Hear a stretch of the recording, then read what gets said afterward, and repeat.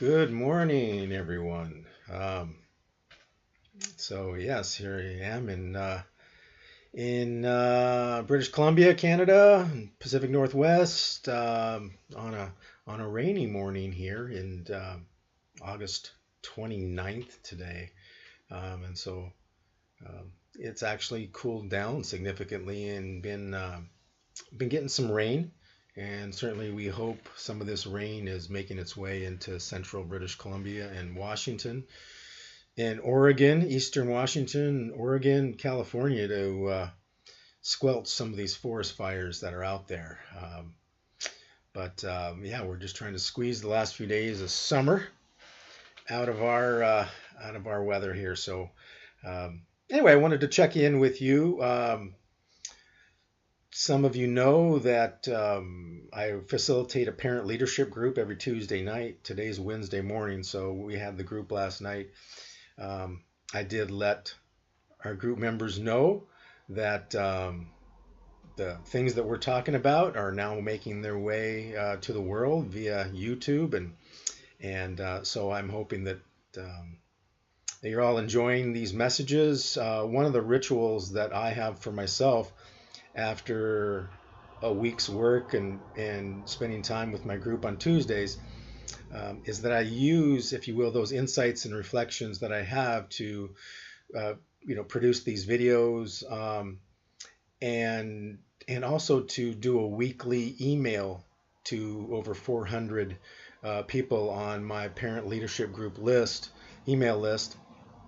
And oftentimes I summarize in those emails what we have covered in the previous group's evening in those discussions. And I often write articles about them, short articles, summaries, kind of bring together, all the different dots that we've connected in our conversations, so other people who can't make the group can share in that and deepen their understanding of how to be more effective leaders, how to heal from past wounds, how to be better parents, and just overall better human beings, and of course how to be a champion in this day of inflated entitlement and indulgence. So one of the things that I mentioned to the group last night was that, what I may do is just go ahead and do a video in addition to the emails that go out, because the group is, in what we've discussed, is still fresh in my mind, and I come away from those groups refreshed. That's why I love the groups. I learn as much as I share, for sure, and hopefully even more. But they do give me a sense of purpose and give me vitality. And so the folks who come to those groups are a real blessing to me, and I know that we're all a blessing to one another. So anyway, I thought I would just share with you, as best I can, some interesting components of last night's group, and I just think, as I'm sitting here, I want to show off my my cup. Can you see that? That's my dad's cup. that's my favorite cup, and I hope you guys have plenty of those in your household if you're a parent.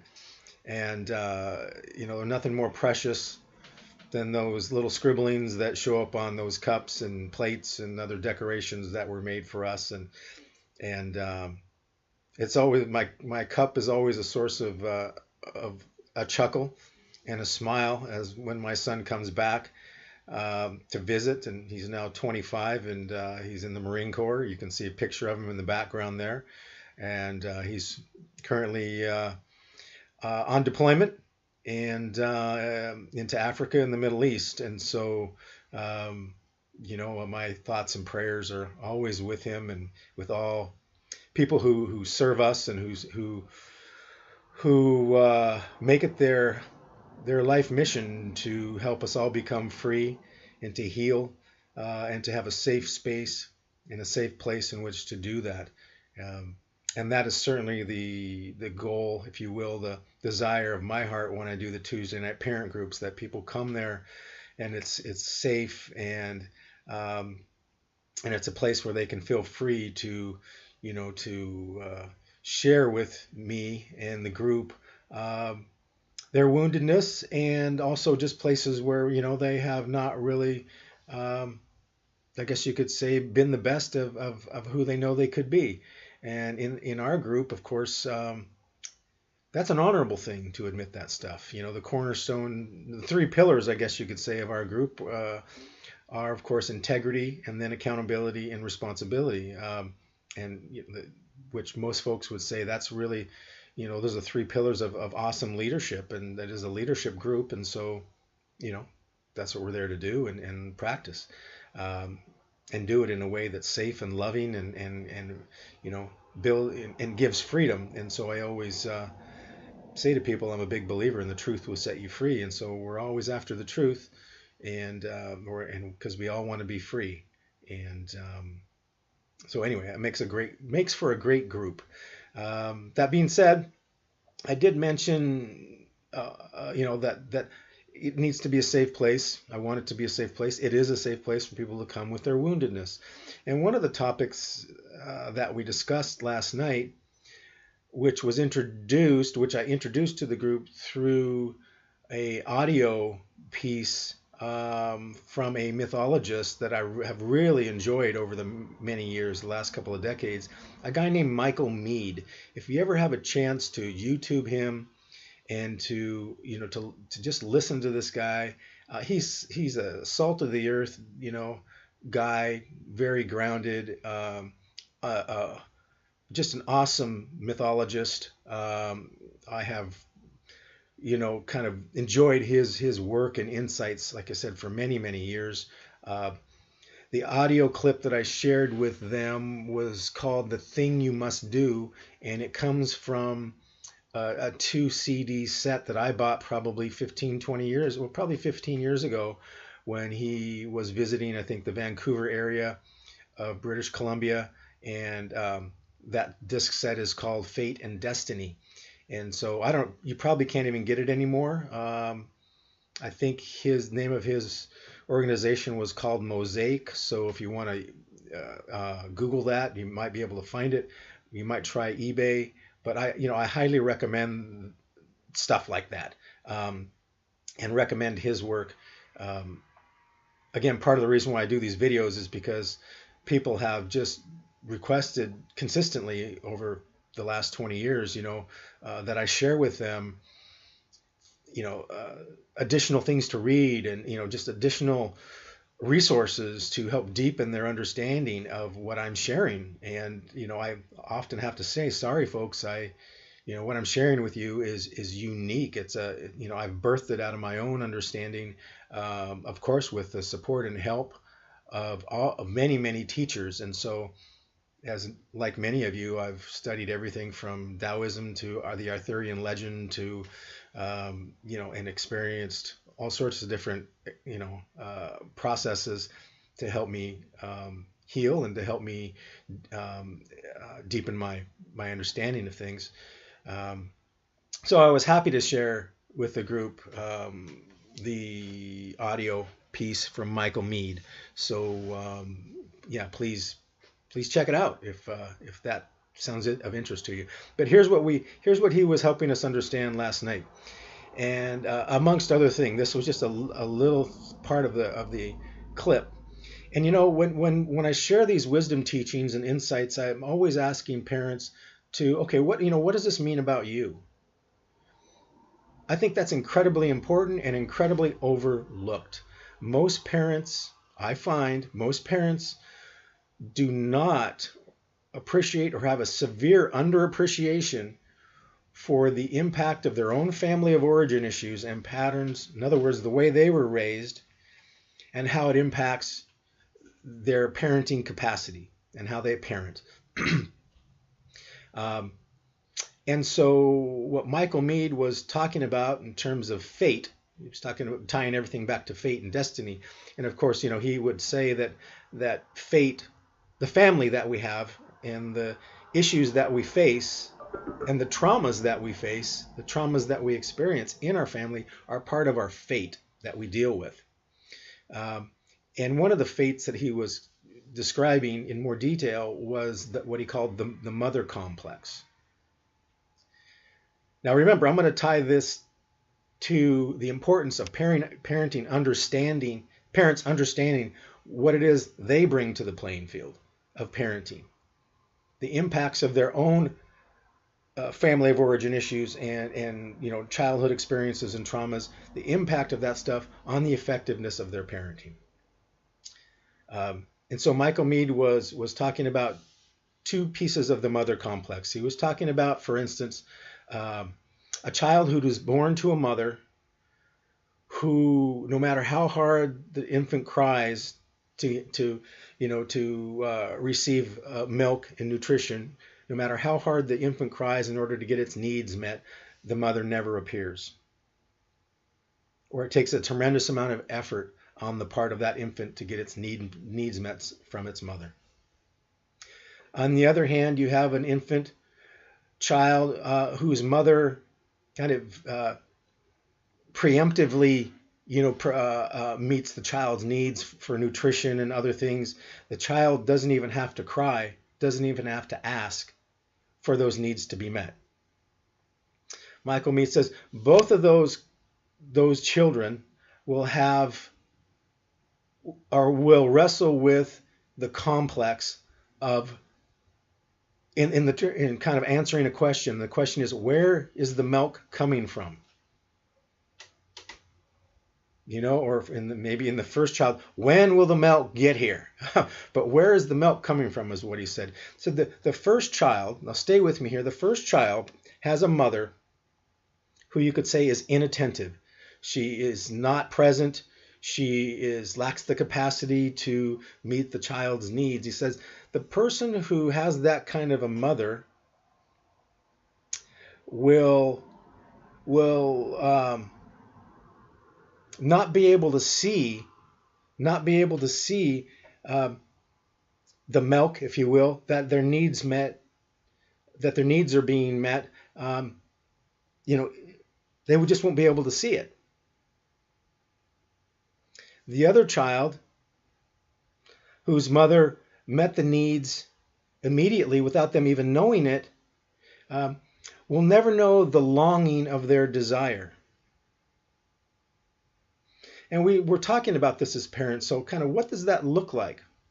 And I shared some things about myself because I could really relate to the first mother complex because I was given up for adoption, etc. So I could really relate to that. And of course, I asked parents in the group, if they could relate to that and how they could see it. And one of the parents said, oh yeah, I can totally see it in the child that I'm raising right now because of whatever circumstances, that it seems like no matter how hard I try to meet this child's needs, it's never enough. It's like they don't get it. They can't see it. And so they're constantly complaining, constantly pining for their needs to be met. Even though they are being met, they still can't see it. And I was talking about myself. Yeah, I could totally relate to that. In that, having been given up for adoption, you have this deep, deep yearning to be embraced. You have this deep, deep yearning that somebody come and find you, or that you be able to have a connection with this mother that seems to be out there somewhere, but you just never see her. And how you can remain on alert, if you will, for her presence. And so your eyes are always fixed on the horizon. And when one's eyes are fixed on the horizon, you can never really be in the moment to appreciate what you have. And so I could really relate to that in my life. And always having this deep yearning for connection, but never really kind of feeling it from the people around me, because in truth, my eyes were fixed on the horizon, waiting for somebody to show up that never did. So I can never be present. I can never appreciate what love was already present for me in that particular moment. And of course, that gets carried into relationships. Now, this is something that I, thank goodness, got to work through a long time ago in my own journey process and with the help of counselors and other activities. And so I hope, people can recognize what's going on and pursue that for themselves. Um, the second child, of course, we talked about that. Well, what kind of child would this be? What kind, so this is a child who has a parent who just kind of, does everything for them. The child never has to do anything for themselves. They never have to work for anything. They never have to speak up. They never have to ask. Everything is provided. And parents could also relate to that. They're going, oh yeah, we've got kids who just don't appreciate what they have. We give and give and give, and nothing seems to be good enough for them. They never appreciate it. They never appreciate all our hard work. And so, it was easy to see if for the group members, it was easy for parents to see how this shows up with their teens, with their children. You've got the one teen who so wants to connect, feels so hurt about the disrupted attachment that has occurred, and they so want to connect with people. But yet they're surrounded with family and, support people, but they just don't seem to be able to receive or, kind of grasp that they're surrounded by love. But yet they yearn for it. In thinking about this more deeply and why Michael Meade talks about this being a very complex, it's called a complex, and he says you never get rid of it, but you can find your purpose and meaning by going into the complex and beginning to sift through it and do some healing work. But the nastiness of that particular facet of the complex is that, of course, like I said, is that on the one hand, a person deeply, deeply, feels. They feel the disconnect. They miss the connection. They want that connection so bad. So the depth of their desire is so strong. It's like somebody who hasn't eaten in a year. I know that's impossible, but somebody who's starving and they so crave a meal. But imagine that somebody's starving and they just need the nutrition and they're just starving for something to eat. And somebody shows up with a turkey dinner. But the person will refuse to eat it because their eyes are still fixed on the horizon waiting for a New York steak. That's what it's like. It's torment. It's self-torment. On the one hand, there is a wonderful, nutritious meal called love and intimacy, whatever it is, connection. But they just refuse it. They just are not interested until that one thing shows up that they're looking for. Now, we could also fit that into the idea of entitlement. If somebody feels entitled to the steak, then, the turkey or whatever that shows up is never going to be enough. Not because there's any kind of barrier or blockage, but simply because the person feels entitled to what they should have gotten long ago. But anyway, that's the nastiness of the complex, from that particular angle. The next question to the parents was, can you identify yourself with one of those complexes? In your family of origin patterns, and what happened to you as a child, which pattern can you relate to? And we spoke about that. And people will relate to that, going, yeah, I can see, where I too, I had the mother who wasn't showed up. She was preoccupied with this, that, and the other thing. And so, I could see kind of relationally, when I went into relationships as a teen, etc., that I was not able to really be satisfied with what I had. I always was looking somewhere else, and and that's how that looked for me. Looked like for me. And somebody else might say, yeah, I had a, and this is what the parenting would look like. I had a overprotective parent.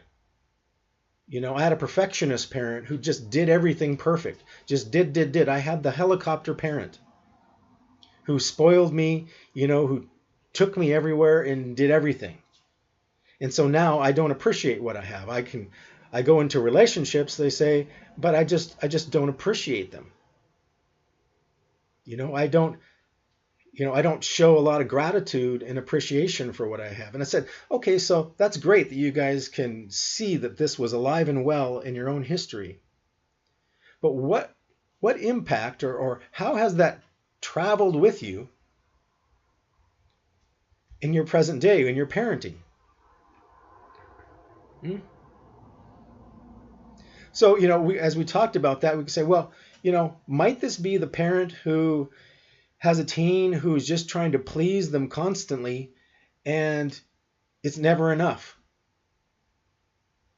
This child feels like no matter what they do, they can never satisfy the parent. The parent is always looking to the horizon for something different to show up. That this child never feels really seen or understood. That this is a parent whose child is preoccupied with trying to attain something, far away, some sort of illusion that they're pursuing that causes them to never be present in the moment. We talked about how every child has an inner desire to please their parent. It's almost like a parent's kind of set expectations or set a bar without knowing it by their own behavior. And so what would happen if a parent, without them even knowing it, a perfectionist parent set the bar real high? Now you've got a child who's trying to meet those expectations and a child who's working real hard to receive their parents' recognition, and yet their parents are preoccupied with some sort of a vision on the horizon, waiting for something to show up. So intent are they on that vision, if you will, or I want to say that illusion, because visions are inspiring and illusions aren't, is that they just overlook the child. The child tries so hard to impress and to receive recognition, to no avail. They just can't get the parents' attention. That they fall into despair, into anxiety and depression and hopelessness. And what would it be like for the hovering parent, the micromanager, if you will, the parent that does everything and it pays attention to every little thing? This is the parent who subconsciously cripples their child as well. I mean, if a parent is doing everything and they never allow their child to not only build skill and capacity for themselves, but they never allow their child to make personal sacrifice in order to deepen their character, is that not crippling?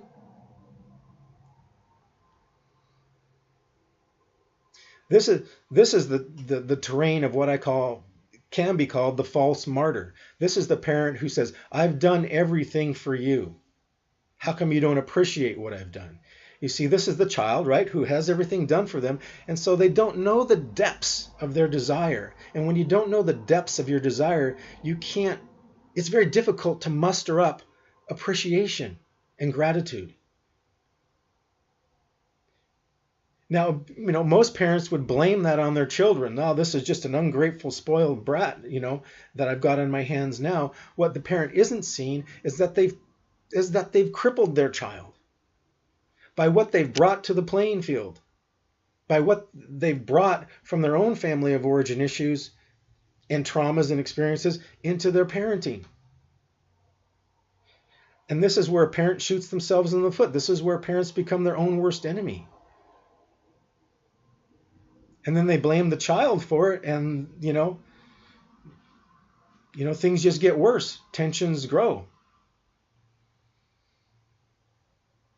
So I wanted to share this with you briefly. I mean, I want to really encourage you as parents to embrace that piece of the journey, to not dismiss, to give credence to give give your time and energy to understanding your own history, where you're coming from, what you're bringing to the playing field of parenting. Because we live in a day and age right now, the information age or whatever. I mean, we are the cutting edge of consciousness, and there's really no excuse. We have so much information available to us, like the Michael Meade stuff and so many other things that have been around for decades and decades. So yeah, take that time, because it's honorable. It's a sign of leadership. It's a sign of love and respect for yourself and your family. I know parents want to be the best leaders they can possibly be, but to be the best leader you possibly can be, you've got to be able to exercise extreme levels of accountability and responsibility. In other words, if you're not getting the result you want in your relationships, then step up to the plate. Raise your hand and go, I'm the leader, and be willing to take that look at yourself, to look at yourself in the mirror. And having said that, this is also the other thing I said to the group last night. A mature person understands that they themselves cannot see their way out of it. That's why people come to the group, because they feel stuck. They need an elevated vision. And I spoke in previous conversations and previous videos about that parents should be able to offer an elevated vision. I say offer an elevated vision, not personally have one. Again, this is exactly what I do in the parent group. What I do in the parent group is that I invite parents into an elevated vision. Not a vision that I have, but a vision that comes from the discipline, from the wisdom teachings that stand before us. And this is a big mistake a lot of parents make. They feel like because they're the adults, because they're the parents, that that they can figure it out themselves, that they're the end all be all. Can you see how dysfunctional that is? How a parent could be shooting themselves in the foot through that strategy? It's kind of like a parent wants their children to learn how to submit to authority, and even how to take advice from other people and get help from other people. And yet the parent themselves won't do it. And so if the child does it, if the child submits and says, okay, I'll go down to the to the employment center and meet with the employment counselor because they can help me with my resume, but I think I can do it myself. And the parent is insisting that the child go down there and do it. So the child does it, but does the child do it, with enthusiasm? No, they do it resentfully. So they're just going through the motions. So they might go down to that employment center and even talk with an employment counselor. They might look at the job board, but they're just doing it half-ass. They're just doing it because they were told to do it. That might make the parent feel better. Oh yeah, my kid went down to the employment center today. Right? No. No, your kid went down there because they did it to shut you up, is pretty much it. Right? So, our children learn to enjoy life by how much we as parents enjoy life. I always say to parents too, it's like, you want your children to become men and women of integrity. You want them to practice accountability and responsibility. But why would they want to if you avoid it?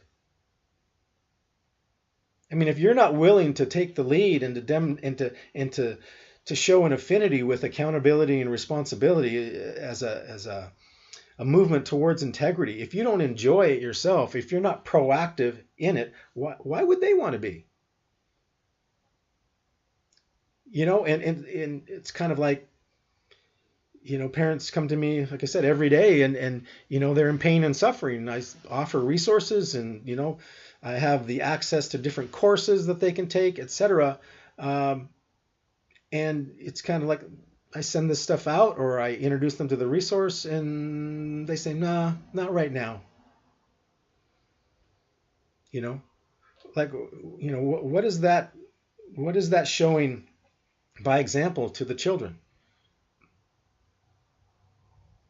So I say, parents, be proactive. If you want your children to do something, you have to do it first and enjoy it. I'm not saying that you have to jump up and down because you're putting in a long day's work or because you're going to a course. Uh, that's not about, that's not what I'm talking about in terms of enjoying it.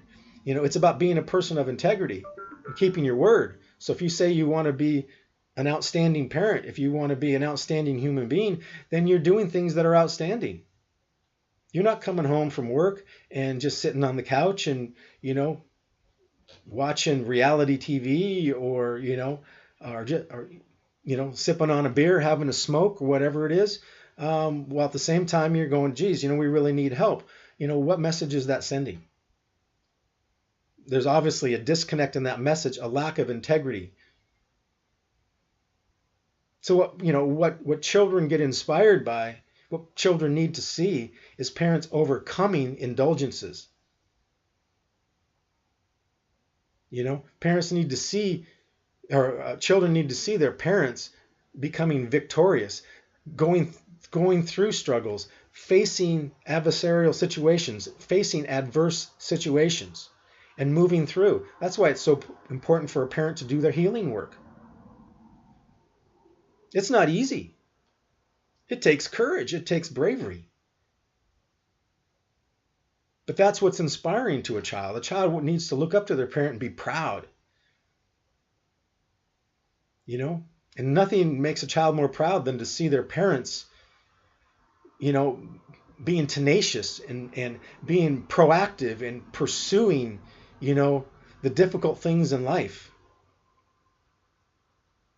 And sure, it may be a challenge, it may be difficult to go to school. It may be difficult to, to have that second job. Or those are all certainly trials of character and build character. But I'm going to suggest it's the inner stuff. It's the relational stuff that's even more important. Are you willing to face your own demons?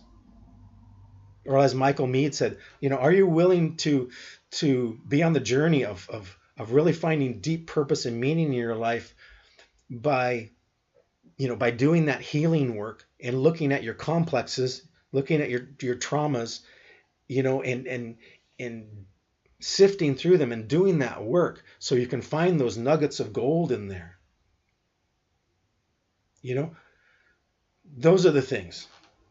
Those are the things that really count.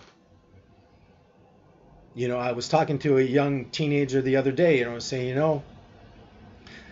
and this teenager was quite the keener, and so they were saying, hey, I was saying to them, stuff rolls downhill, right?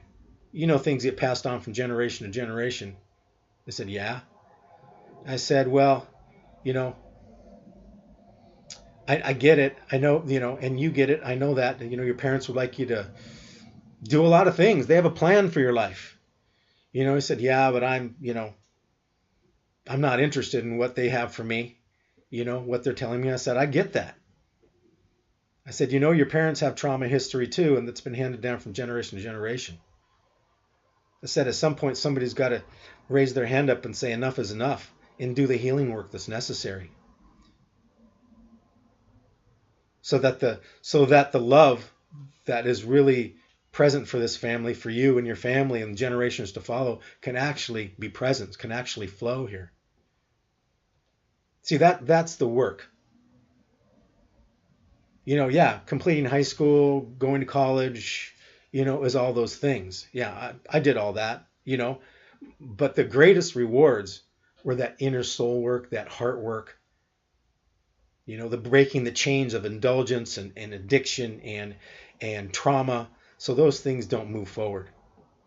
And that requires a bit of craziness. I say, the world needs more of that. Little being crazy in love is what I call it. So, that's what this is. This is, parents. It is a call to leadership. It is a call to be crazy in love, and leading the way in knowing what has gone on for you and what you're bringing to the playing field of life, and bringing to the playing field of relationship, and bringing to the playing field of your parenting. So I hope this has been informative. Like I said, please check out Michael Meade on YouTube. And